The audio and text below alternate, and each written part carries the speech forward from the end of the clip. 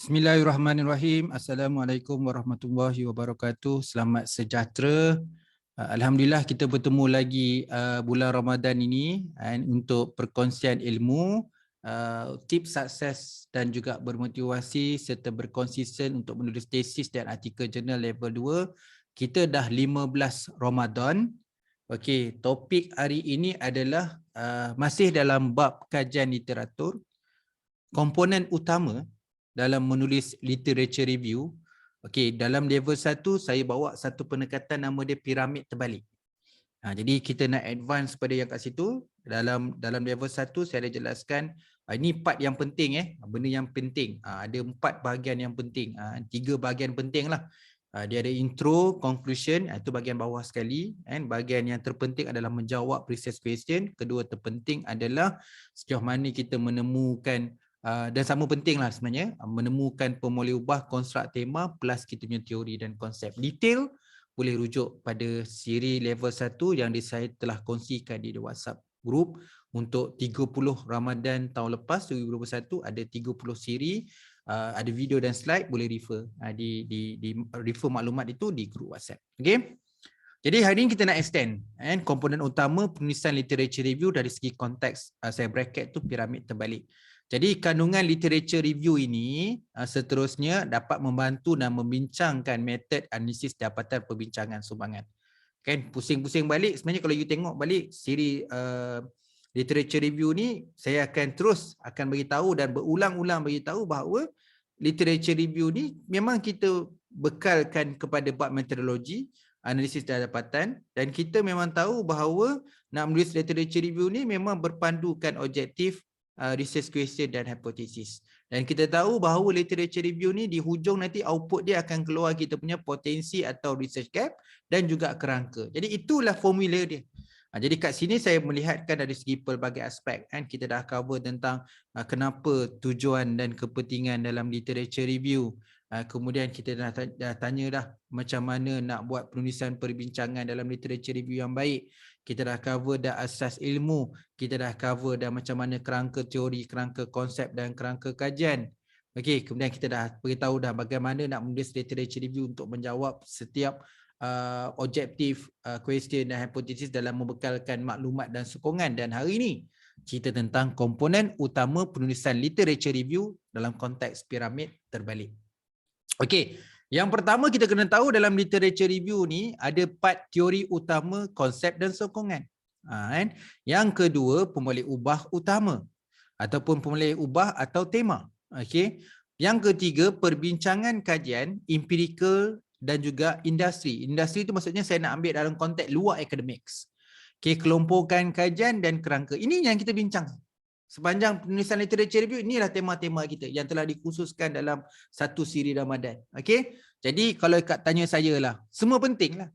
Kelima-lima ni penting. Mana satu yang penting? Okey, pada pandangan saya weightage pemberat.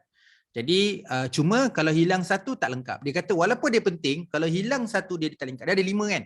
Kita buat 4 yang utama. Yang nombor 5 ni kurang penting tak buat, tak boleh. Jadi tak lengkap juga. Jadi bila kita nak susun dari segi keutamaan.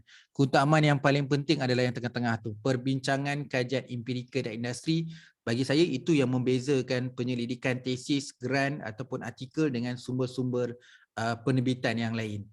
Okey, namun walau bagaimanapun dalam penulisan literature review, teori dan konsep mesti ada. Kalau tak ada teori dan konsep, macam mana nak bincang kat bawah tu? Pemoleh ubah kena ada lah. Kita nak tahu bila kita mampu untuk interpretation dan aplikasi, kenapa you nak kenapa you nak rujuk teori dan konsep? Nak memandu kajian. Yalah, boleh tak detailkan apa yang you nak beri, apa yang you nak bawa, apa yang kita nak continuity kan? Jadi kena keluarkan faktor pemoleh ubah dan tema. Okay, kemudian kita bincang secara empirical dan of course output dalam literature review mesti kena tahu kan. Jadi kita memang ada input, ada proses, ada output. Jadi output dia memang untuk inilah dia. Bila dah selesai review, inilah. Dah tengok apa yang banyak orang nak buat, apa lagi benda potensial, apa lagi peluang-peluang yang ada, apa lagi perubahan yang kena ada, apa dari segi inovasi, apa dari segi kritikal dan juga dari segi orang kata kelompongan atau limitasi itu. Kemudian kita boleh bila nak menulis nak pergi masuk metodologi, kita perlukan visualkan kerangka. Jadi kelompongan kajian dan kerangka tu di bahagian bawah. Okey. Jadi jadi perkara ni sangat penting, okey, dalam komponen utama penulisan literature review ini. Okey, kalau dekat belah kanan tu saya ada letak elemen yang kita tak boleh lari, iaitu teori. Saya detailkan untuk semua ni lah. Okey, ini adalah 10 yang kalau nampak saya susun color coklat tu. Color coklat tu dengan teori, ada color coklat warna merah, ada 2 warna hijau, ada 2 warna biru, ada warna 3 warna purple. Itu adalah kita nak buat rumusan daripada apa yang kita nak buat kan. Jadi kita ada teori, kita ada konsep untuk teori utama dan konsep, kita ada pemulih ubah tema, kita ada dapatan kajian lepas, dasar polisi ataupun laporan industri untuk perbincangan yang melibatkan akademik dan bukan akademik. Dari segi kelompongan, kita ada limitasi teori, metodologi, analisis dan kritikal dan potensi. Kemudian kerangka kita ada 3 lah, kerangka teoretikal, kerangka metodologikal dan juga kerangka kajian. Okey, untuk bahagian ini melibatkan 4 level lah. Jadi kalau tunjuk dalam konsep piramid ni, kita boleh katakan enhance dia adalah 4 level. Level pertama adalah kita nak menguasai. Okey, kita boleh jadikan checklist juga. Okey, level 1 dah tulis tak literature review dari segi aspek teori dan konsep penyelidikan? Dah cerita tak? Okey, bahagian teori, konsep dan penyelidikan saling melengkapi dan memandu proses penyelidikan bagi menjawab research objektif, research kualiti, research hipotesis tadi.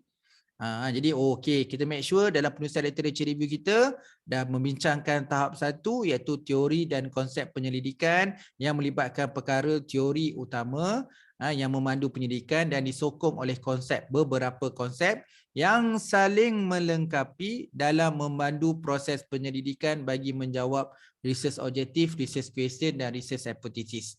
Okey, kemudian level 2 adalah pemboleh ubah penyelidikan. Okey, jadi pemboleh ubah penyelidikan tu boleh jadi faktor, selain pada pemboleh ubah perkataan lain boleh jadi faktor, dimensi, tema. Okey, pemboleh ubah konstruk, dimensi, faktor, tema untuk diklusterkan bagi tujuan fokus dan khusus. Jadi kita kena tahulah kan. Jadi bila kita nak buat penyelidikan tu, bila satu perkara kita nak bincang kan, contohnya katalah orientasi keusahawanan, dalam orientasi keusahawanan tu mesti ada pemboleh ubah dia, atau ada konstruk dia, ada dimensi dia, ada faktor dia atau tema dia. Jadi dia perlu kita ada identifykan item itu untuk kita clusterkan bagi tujuan secara spesifik ingin yang kita kaji, sama ada dalam hipotesis, question ataupun objektif. Level 3 adalah perbincangan kajian. Perbincangan penyelidikan. Sekarang kita dah jelas, kita dah banyak kali bincang, kita dah cover sebelum ni, penting buat perbincangan yang khusus bagi menjawab objektif, research question dan hipotesis. Kita kena buat perbincangan dari segi aspek mengenal pasti teori dan konsep yang sesuai. Kita buat perbincangan untuk setiap yang mengeluarkan pemboleh ubah, konstruk, dimensi, tema itu. Okey, jadi perbincangan dalam penyelidikan itu sangat-sangat penting dalam konteks akademik dan juga luar akademik. Jadi perbincangan dengan penulisan akademik yang baik melibatkan pelbagai perspektif lah. Kalau kata akademik ada tesis, ada jurnal, ada proceeding, ada apa lagi? Ada report akademik, kemudian industri, kita ada government ada macam-macam, dasar, polisi, akta, blueprint, roadmap, apa lagi? Benchmarking. Kerajaan swasta ataupun industri dia ada annual report, ada report technical. So benda tu kita blend untuk mendapatkan kepelbagaian, keluasan, kedalaman yang melibatkan pelbagai perspektif. Okey, level terakhir adalah kelompongan dan kerangka. Ini output. Kita dah berapa kali siri saya sebut bahawa ini bahagian-bahagian yang kita dapat hasilkan potensi atau nilai ataupun di sebahagian research gap, kelompongan kajian. Yang kedua adalah mampu dalam bab 2 ni sebenarnya untuk propose kerangka. Sama ada kerangka teori, kerangka konsep dan kerangka kajian. Cuma nak beritahu kerangka teori itu bukan ada apa-apa novelty ataupun ada perkembangan. Dia sekadar kita ambil balik, tunjuk balik berdasarkan teori yang sedia ada. Dan keupayaan kita untuk propose kerangka konseptual dan juga kerangka kajian itu yang dituntut dalam sebuah penyelidikan, lagi-lagi bila ditanya dari segi konteks sumbangan kajian. Okey, jadi bahagian ini sangat penting sebenarnya. Okey, jadi kita dah sampai di peringkat hujung, belum hujung lagi, di peringkat-peringkat untuk meningkatkan kita betul-betul jelas. Boleh katakan kita dah kejelasan kita dah bertambah baik. Apa dia literature review, dan kita dah tahu dah, sebab tu saya katakan jadi checklist. Jadi kita kena make sure ada 5 komponen ni. Engkau dah buat literature review dah. Dekat stage mana? Dekat stage teori dan konsep lagi. Oh, okay, kawan kita tanya kau kat mana? Aku dekat stage dekat bahagian pemoli ubah. Masih lagi untuk confirmkan aku punya team dengan aku punya pemoli ubah. Kau kat mana dah? Aku dah tengah mengumpul lagi beberapa kajian-kajian empirikal untuk buat perbincangan kajian lepas. Semualah akademik dengan bukan akademik. Okay, aku dah clear dah literature review tu. Aku dah sampai level nak murnikan penulisan supaya menampakkan bahawa dari segi aspek potensi dan kelompongan, dan bolehlah aku update balik aku punya latar belakang dengan pernyataan masalah. So saya dah hampir siap dah saya punya bab 2, cuma nak visualkan kerangka konseptual dan kerangka kajian. Jadi ini boleh jadi sebagai checklist sebenarnya. Jadi semua perkara kat situ, jadi atas tu ada silap sikit dia bukanlah 10 asas ilmu. Dia bukan 10 asas ilmu. Kat sini nak tunjukkan keterkaitan. Maksudnya 10 item ni keterkaitannya dengan piramid terbalik tu. Piramid terbalik ni kita ada tadi ada 5 komponen melibatkan 4 level ni. Sejauh mana piramid terbalik dengan 4 level tu kita pecah-pecahkan dia jadi melibatkan 10 elemen atau 10 item tu. Teori, konsep, boleh ubah atau tema, dapatan kajian lepas, dasar, polisi, laporan industri, seterusnya limitasi teori metodologi, kritikal potensi, kerangka teori, kerangka konsep dan kerangka kajian. Okey, jadi semua ni sangat penting. Ingat balik komponen utama dalam penulisan literature review ni sangat penting. Jadi kalau kita dah cover dari awal-awal tadi kan, macam saya ulang balik kan, walaupun dah sebut dah tadi, kita dah cover dah tujuan kepentingan dalam literature review. Itu siri pertama dalam literature review. Okey, yang kedua kita cerita tentang kenapa pentingnya literature review ni. Kenapa pentingnya literature review ni. Kemudian kita dah cover tentang asas ilmu, kemudian kita dah cover berkaitan bagaimana nak menulis literature review dengan membekalkan maklumat dan sokongan, menjawab untuk membekalkan solusi kepada objektif, research question, hypothesis, ada kerangka teori, kerangka konsep dan ada kerangka kajian. Jadi kita dah belajar tentang ada satu bahagian tu namanya elemen dan keseimbangan dalam literature review. Minta maaf tak tersusun ikut sekuen date kan, tapi semua bahagian itu sebenarnya boleh dirangkumi dengan bahagian ini.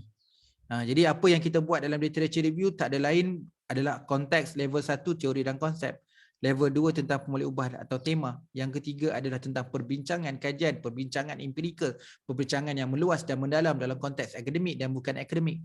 Okey, bagaimana nak konteks kita bincang 10M, macam mana nak buat perbincangan, apa dia 10M dalam literature review, sampai daripada mencari sampai menambah baik, dan yang terakhir output dia sangat penting, dan kita pun ada bincang dari segi kelompongan dan juga kerangka, yang mana kerangka dipecah pada 3, kerangka teori, kerangka konsep dan juga kerangka kajian.